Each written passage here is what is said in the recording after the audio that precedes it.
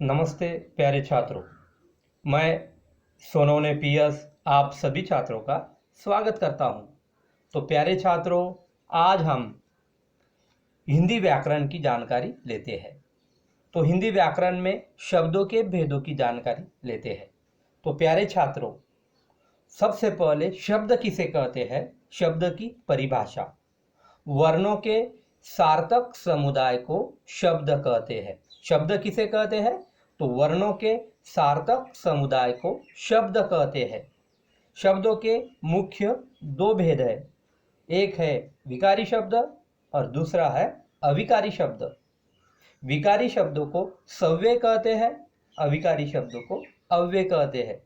विकारी शब्दों के चार भेद है, एक है संज्ञा, सर्वनाम, विशेषण और चौथा भेद है क्रिया। और अविकारी शब्दों को भी चार भेद है, एक है क्रिया विशेषण अव्यय, दूसरा है संबंध बोधक अव्यय, तीसरा है समुच्चय बोधक अव्यय और चौथा है विस्मयादि बोधक अव्यय।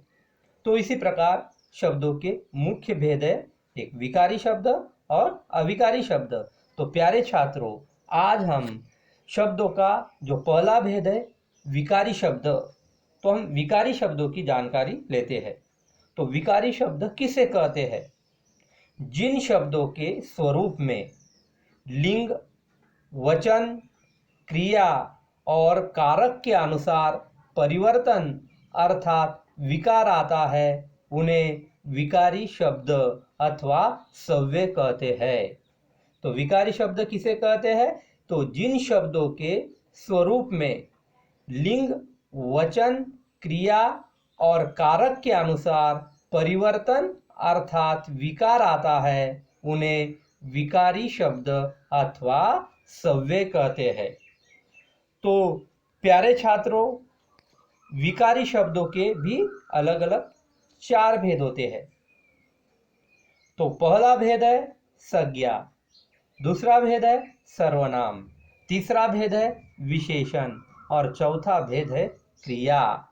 तो प्यारे छात्रों, हम जो विकारी शब्दों के अलग अलग जो भेद है, उन भेदों की हम जानकारी लेते हैं।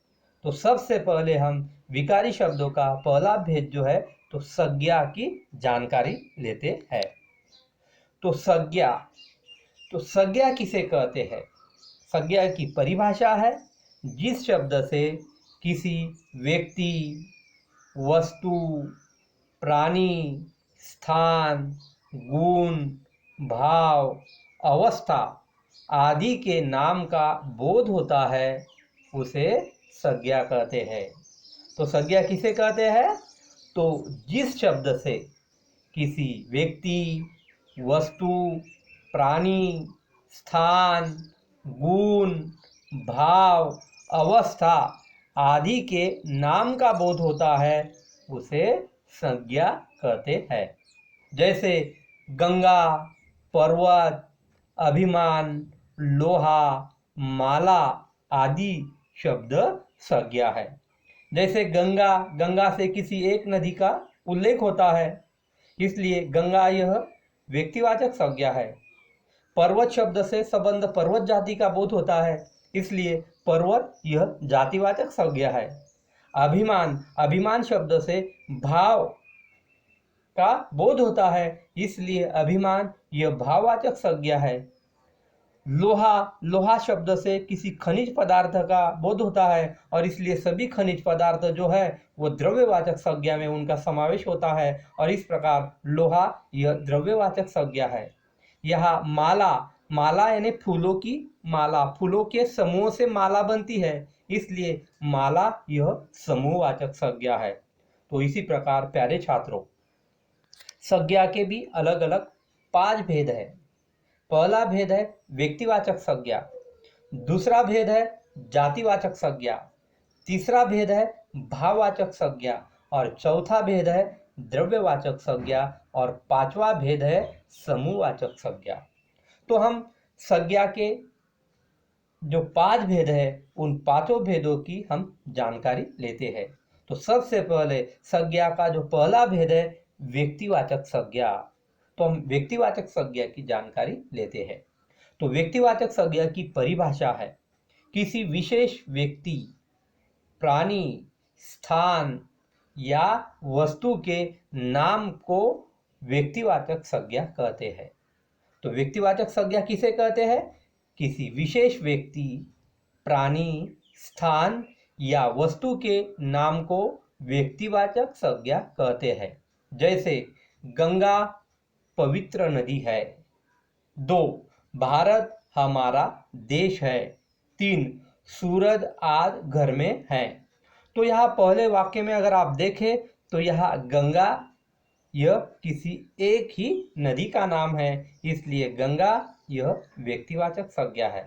उसके बाद दूसरा वाक्य भारत हमारा देश है।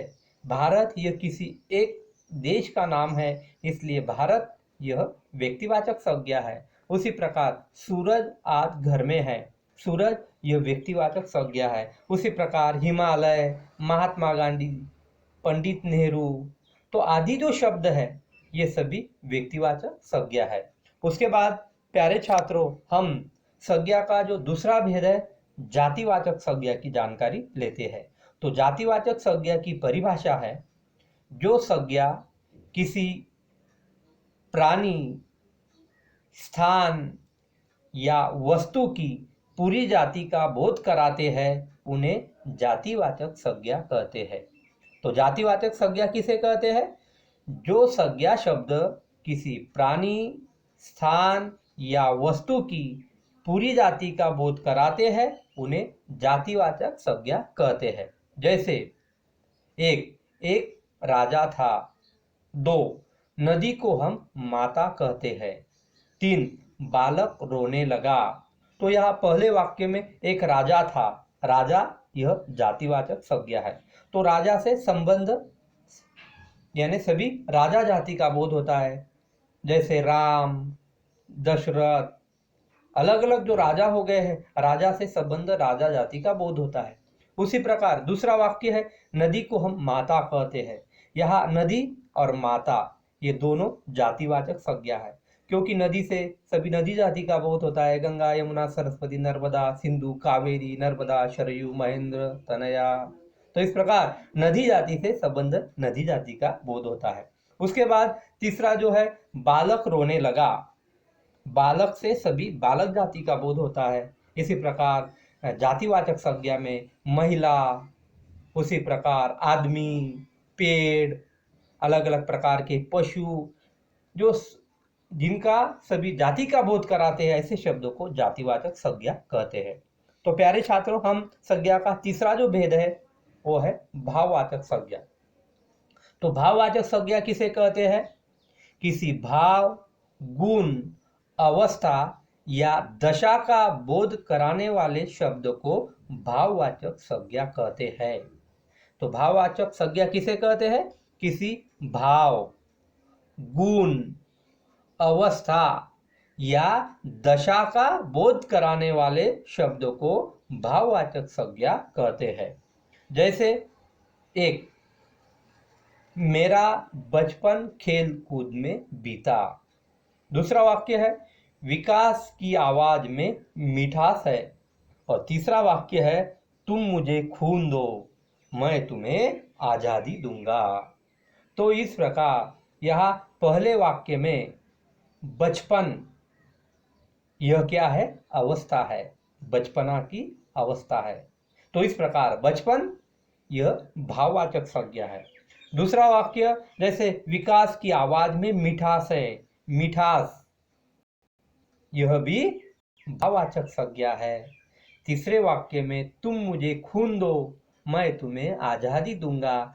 तो आजादी यह भी भाववाचक संज्ञा है। जैसे बूढ़ा, खटास, मिठास, ये जो शब्द है ये सभी भाववाचक संज्ञा में आते हैं। तो इस प्रकार प्यारे छात्रों, हम संज्ञा का जो चौथा भेद है वो है द्रव्यवाचक संज्ञा। तो द्रव्यवाचक संज्ञा किसे कहते हैं?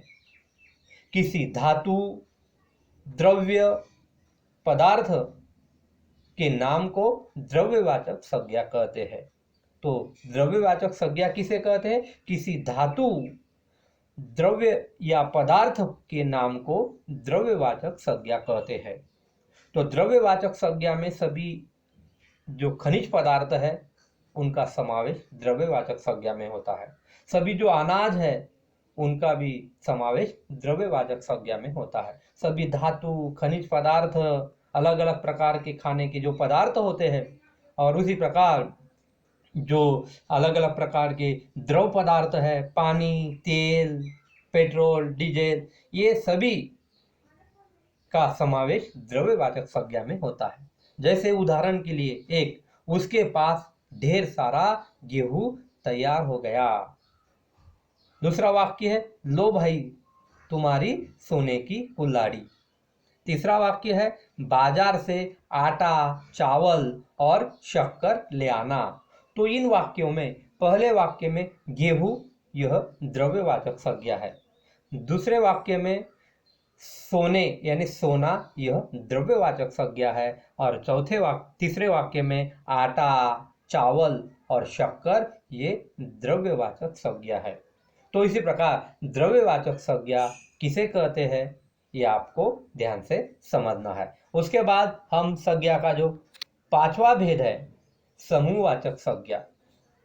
तो समूहवाचक संज्ञा की परिभाषा है, जो संज्ञा शब्द किसी समूह या समुदाय का बोध कराते हैं उन्हें समूहवाचक संज्ञा कहते हैं।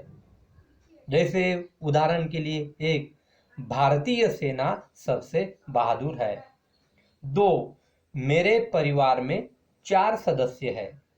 और 3, मैंने जंगल में हिरणों का झुंड देखा। तो पहले वाक्य में अगर आप देखें तो भारतीय सेना सबसे बहादुर है, तो यह सेना शब्द से भारतीय सैनिकों के समूह का बोध होता है। उसी प्रकार दूसरा जो वाक्य है, मेरे परिवार में 4 सदस्य है। परिवार यानी घर के सदस्यों का समूह, उसे परिवार कहते हैं। इसी प्रकार परिवार यह समूहवाचक संज्ञा है।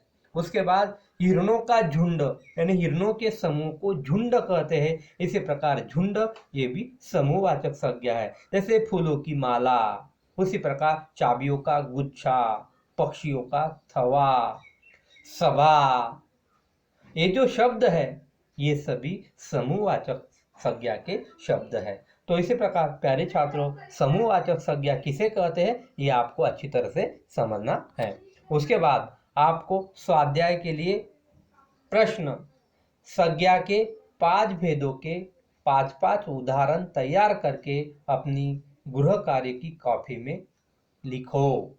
तो आपको हमने आज संज्ञा के जो 5 भेद है उन 5 भेदों की जानकारी दी है।